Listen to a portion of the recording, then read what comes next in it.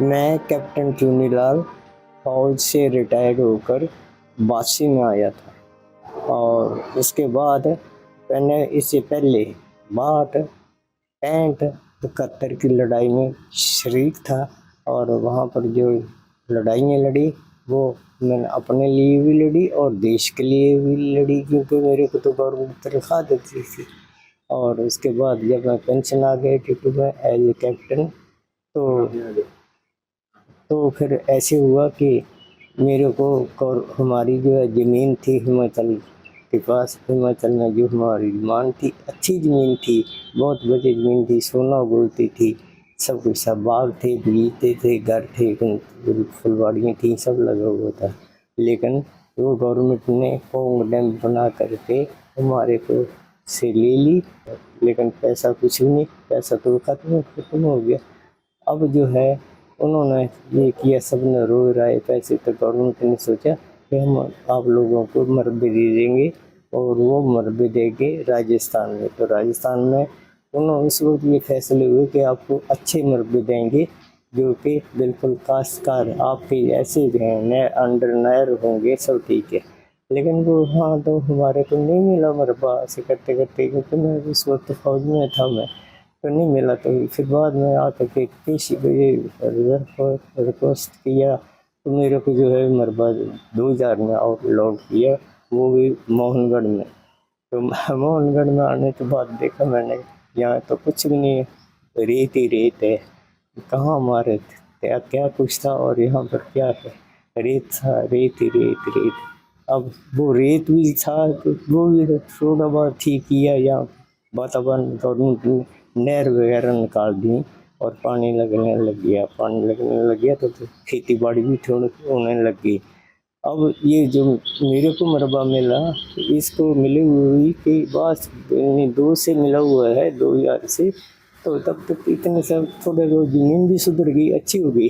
अब किसी ने उस ज़मीन को भी ज़बरदस्ती फर्जी आदमी को टीम बना करके, बेचने वाला भी, लेने वाला भी, गवाह भी, जो कुछ होता सब कर करके नकली रजिस्ट्री तैयार करके, और एकदम जो मेरे जो है वो ख़त्म कर दिया काम कि ये अब क्या करेंगे, कैसे करेंगे। तो ये देखो कितनी अंधेर हो रही है, कैसे हो रहा है, ये क्या है, गवर्नमेंट है।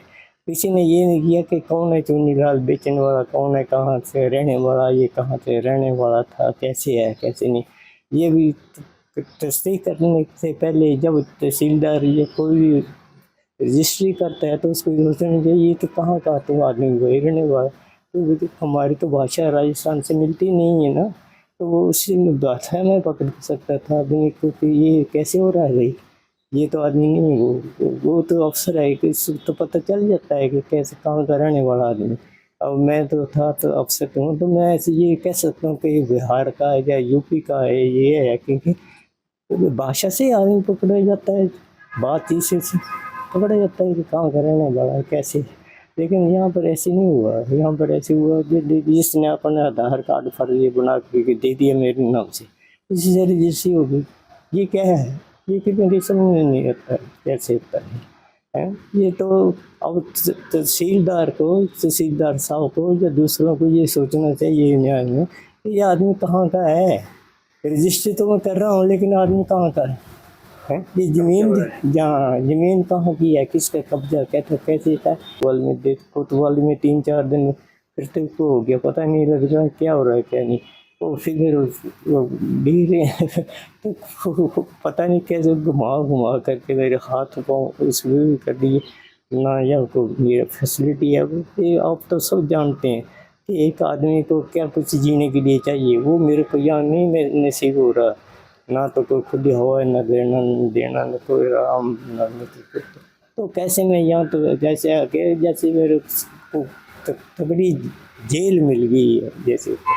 तो ऐसे ये है कि मेरा ये केस जो है वो जल्दी से जल्दी निपटाने की कोशिश करके दोनों गवर्नमेंटों से प्रार्थना, राजस्थान गवर्नमेंट से प्रार्थना कि मेरा ट्रांसफ़र कर दिए जाए केस ये, ताकि मैं वहाँ पर जा कर के आराम से सुनवाई कर सकती हूँ, अपनी जा सकता हूँ, जितनी बार जाना कोर्ट में चला जाऊँगा लेकर के गाड़ी को।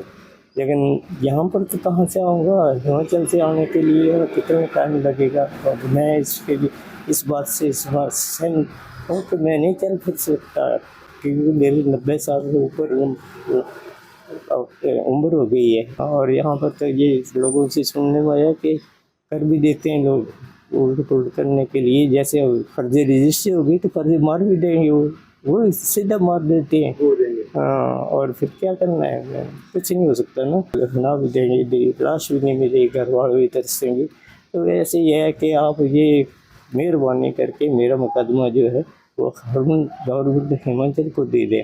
और हिमाचल गवर्नमेंट से जो मेरी प्रार्थना है कि आप मेरे सर ये थोड़ी सी प्रार्थना के ऊपर गौर फरमाते हुए मेरे न्याय दिला दें। हाँ देश के लिए लड़ी तब तो ठीक था, तब तो दुनिया मेरी बड़ी रिस्पेक्ट भी होती थी, दो हाथ डालते थे फूलों के, ये हैं वो वीर जो फौज में हैं और कर रहे हैं। तो फौज में उस वक्त नफरी भी बहुत कम होती थी, और नफरी की बात से गांव में भी बहुत रिस्पेक्ट होती थी कि ये आए हैं और देखो कितना गौरव की बात है, लड़ाई लड़ते थे। हाँ, अब जो है रिस्पेक्ट सारी तो गई, लेकिन अब तो बात करने की विशाल पड़ गई। तो अब देख लो जैसे मर्जी आपकी, जो करना चाहो करो, नहीं करना चाहे तो मैं तो इस दुनिया से चला जाऊंगा, लेकिन लोग ऐसे ही तरसते रहेंगे, वो बर्दाश्त नहीं होगा उनको, ना तो महकमे से ना किसी और में। इंसाफ करना है तो इंसाफ करो भाई, लोगों को जीने दो ठीक ढंग से। ये लड़ाइयाँ जो उन्होंने देश की लड़ी हैं, ये किसके लिए लड़ी हैं? देश के लिए। फुलवान एक हाथ के ऊपर गोली चलती थी, डल डल डल डल तो करते थे, देश के लिए करते थे। और अब जो है ये अपने रोटी के लिए, रोटी की लड़ने के लिए आखिर में लड़ रहा हूँ कि भाई बात बच्चों के लिए मैंने क्या किया, तो चला जाएगा, लेकिन जो ज़मीन थी वो भी चली गई। तो ये मेरा यही अंत में कि ये जो है पूरा ध्यान रखे गवर्नमेंट के, ऐसे दूसरों के साथ किसी के साथ हो ना पाए, ये मेरे साथ हो जाएगा।